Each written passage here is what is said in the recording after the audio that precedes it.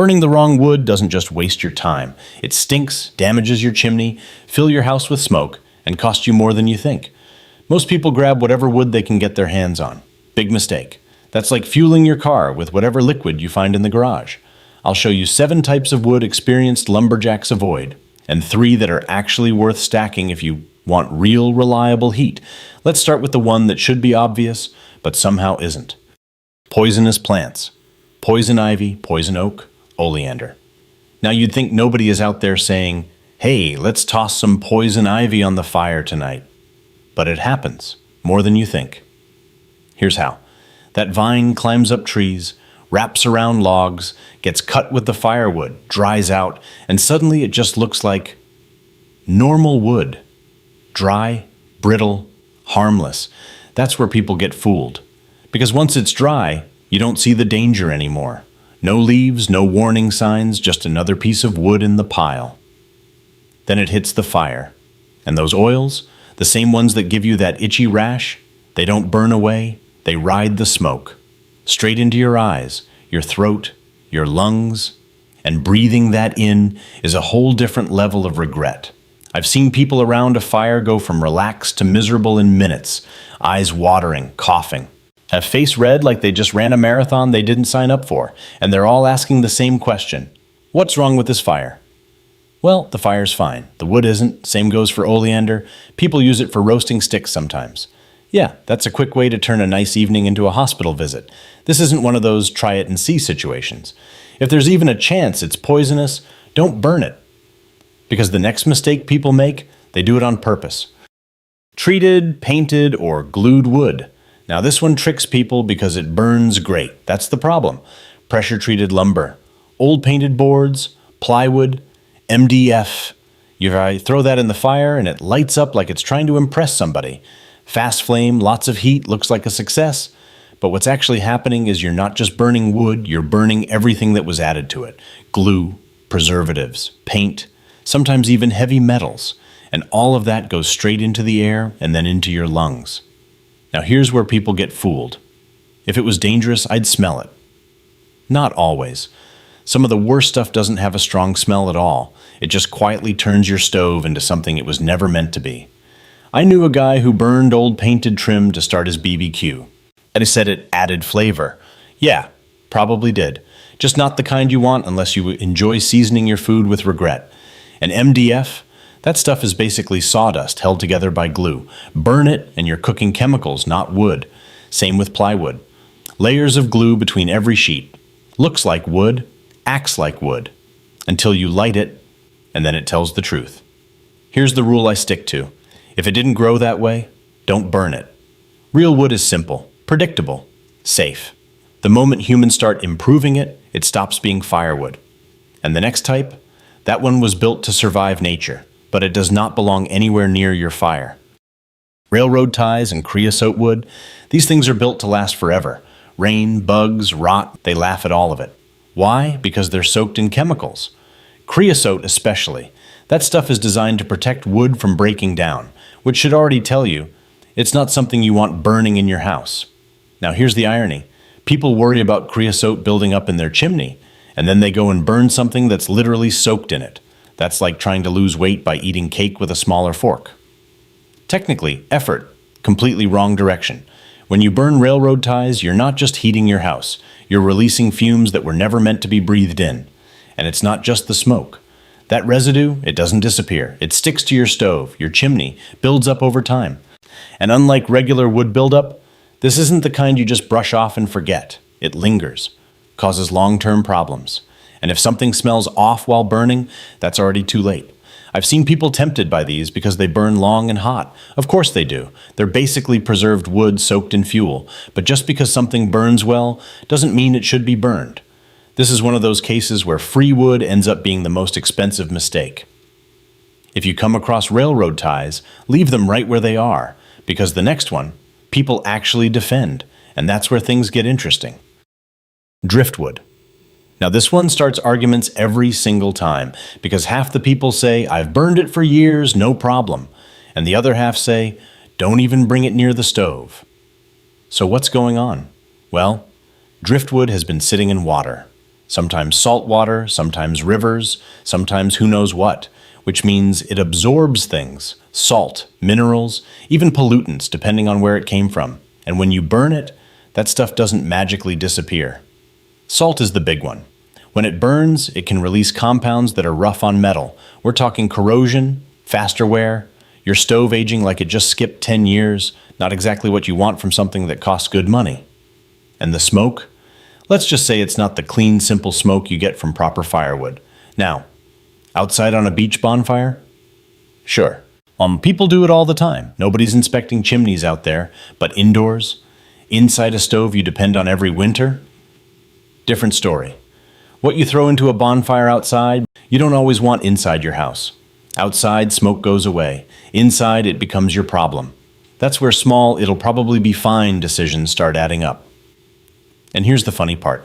Driftwood actually looks great. Dry, weathered, almost like it's ready to burn, kind of like that free couch on the side of the road. Looks fine until you bring it home. So yeah, you can burn it. But should you rely on it? Probably not. And the next one, people rely on it way more than they should. If you've ever needed cheap firewood, you've looked at a pallet and thought, well, that'll burn. And you're not wrong. Pallets burn fast, they're usually dry, and they split apart easier than most logs. Feels like you just found free heat sitting behind a warehouse. But here's where it gets tricky. Some pallets are heat treated, those are fine. Others are chemically treated to resist pests and rot, and those are not fine. Problem is, most people can't tell the difference. Yeah, there are stamps, little markings on the side. HT means heat treated, MB means chemicals. Simple, right? Well, not really. Most folks aren't out there flipping pallets over and inspecting them like they're checking passports at the border. They just see wood and think, good enough. I've burned pallets myself, mostly for kindling. They're great for starting a fire quickly, but relying on them as your main firewood? That's where things get risky. Because if you grab the wrong ones, you're back to burning stuff you really don't want in your air. And then there are the nails. People say they're not a problem, and most of the time they aren't. But they do turn ash cleanup into a little surprise game. Nothing like scooping ashes and finding a hot nail waiting for you. Keeps you awake better than coffee. Some people will say, I burn whatever I've got. And honestly, sometimes that's true. If it's freezing, you're not going to sit there arguing with a log about whether it's ideal. You burn what keeps you warm. I've talked to guys in places where winter doesn't ask for your opinion. They burn pallets, scraps, odd pieces, whatever fits in the stove. And you know what? That's survival, not optimization. But if you do have a choice, that's where this video matters. Because the difference between it burns and it burns well, that's where all your time, effort, and money go. Okay, so the next type of wood, that one looks fine, but burns like a bad deal. Rotten or moldy wood, this stuff is sneaky because it looks like firewood. Feels like firewood. You stack it, you split it, everything seems normal until you try to burn it. And then it disappoints you. Burning rotten wood is like trying to heat your house with a damp sponge. It lights, sure, but the heat is weak, the burn is short, and the smoke just hangs around like it's got nowhere better to be. Low heat, lots of smoke. Gone too fast. And then there's mold. Now, I'm not saying one log is going to send you straight to the hospital, but breathing in mold spores over and over again, that's not doing your lungs any favors, especially in a closed space. I learned this one the hard way. I stacked a pile once thinking, I'll use it anyway. That pile turned into something between compost and a science experiment. Honestly, I think it was growing faster than I was burning it. If you stack wood like that, you're basically building a 5-star hotel for mold. All inclusive. No checkout. Rotten wood does have its place. Kindling, maybe. Outdoor fires where you don't care much about smoke, but as your main heat source, you'll be feeding the stove twice as often, and still sitting there wondering why you're cold. And the next mistake, almost everyone makes it at least once. Wet or green wood? Now this one gets people defensive real quick. I've burned green wood my whole life. Yeah, and you probably worked twice as hard for half the heat, whether you noticed it or not. Here's the issue. When wood is wet, a big chunk of your fire's energy goes into drying it out first, not heating your house. So instead of warmth, you get steam, smoke, and a whole lot of patience being tested.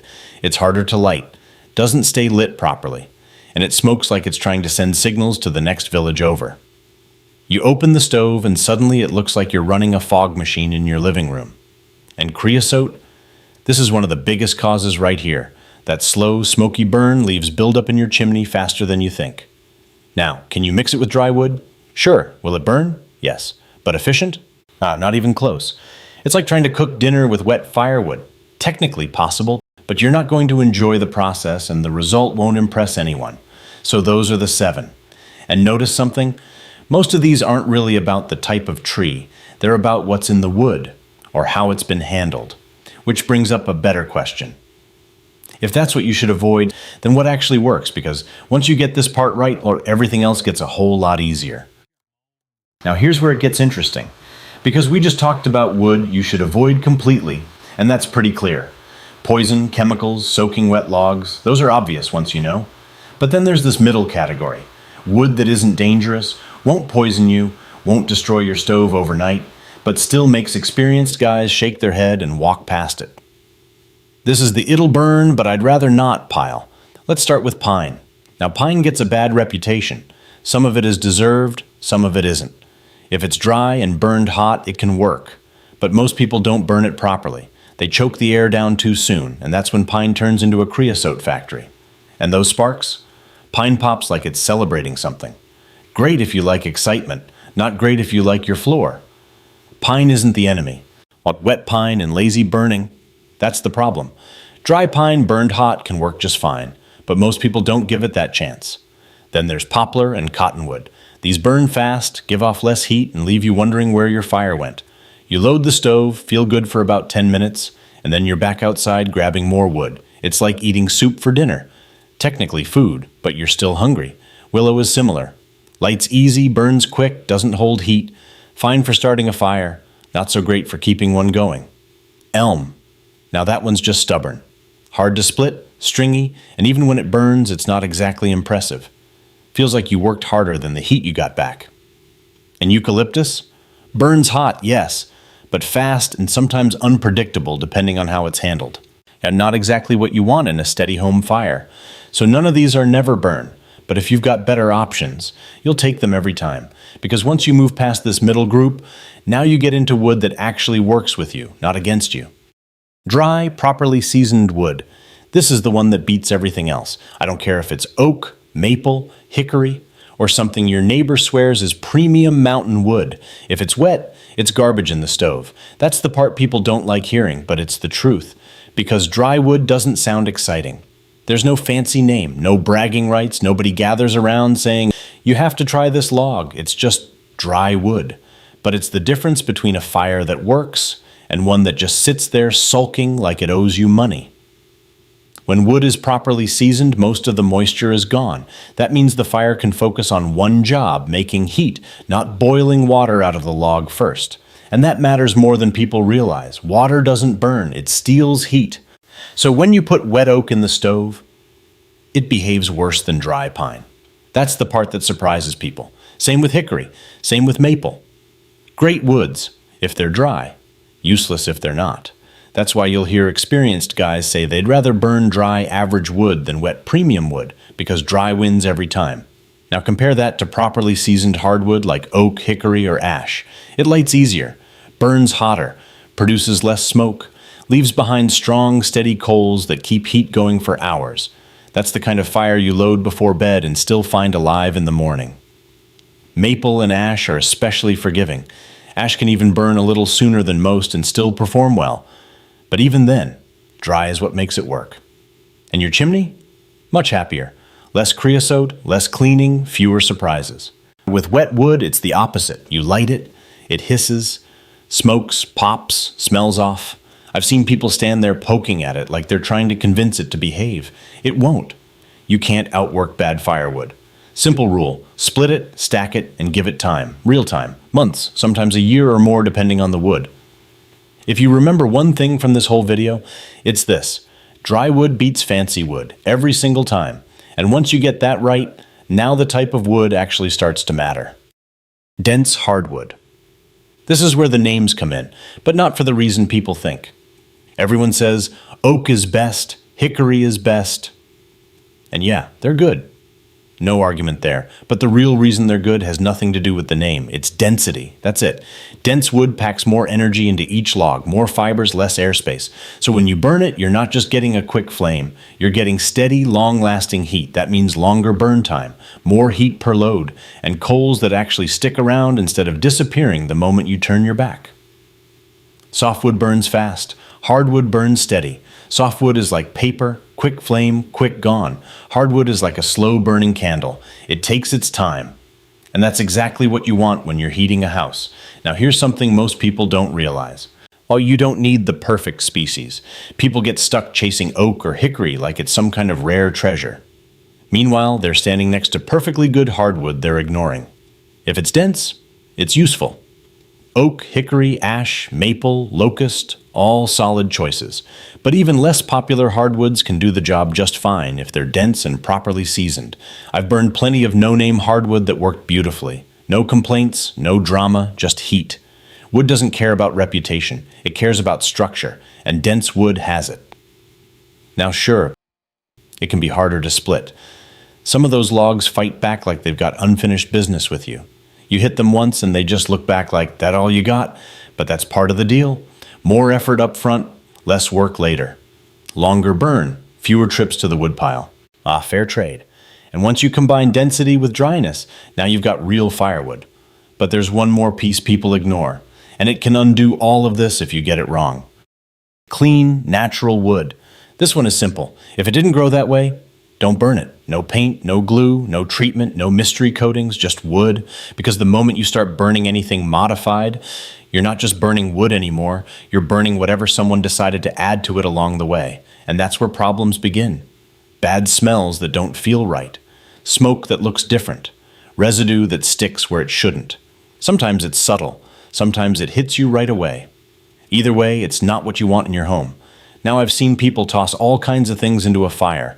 Old furniture, broken cabinets, scraps from a renovation, boards pulled out of some unknown pile behind a shed, and they'll say, it burns fine. Yeah, so does a tire. That doesn't make it firewood. Just because something burns doesn't mean it belongs in your stove. Clean wood is predictable. That's the key. It lights the way you expect, burns steady, leaves behind normal ash. No strange smells, no surprises halfway through the night when you're wondering what you just breathed in. And when you're heating your home, predictable is exactly what you want. You don't want to guess what's coming out of your chimney. You don't want to wonder why your stove suddenly smells different. You don't want extra buildup from things that were never meant to be burned.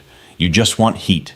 Simple, steady, reliable heat. So when you put it all together, dry, dense, clean, that's it. You don't need rare wood. You don't need expensive wood. You don't need whatever your neighbor claims is the best wood in the county. You just need good wood, handled the right way. And here's something most people don't talk about. A lot of bad burning wood problems aren't just the wood, they're airflow. You shut the air down too early. The fire smolders. Smoldering fire equals smoke. Smoke equals buildup. I've seen people blame pine, blame wood, blame everything, when the real problem was they choked the fire too soon. Let it burn hot first, then control it. Otherwise, even good wood turns into a bad fire. So here's the takeaway. Most wood will burn. That's not the question. The real question is, what are you putting into your air, your stove, and your time? Avoid the stuff with chemicals. Watch out for anything toxic. And don't make your life harder with bad wood choices, because the good firewood doesn't just heat your house, it makes everything easier. If you heat with wood, this channel will save you time, money, and a lot of frustration. Subscribe for more practical wood tricks.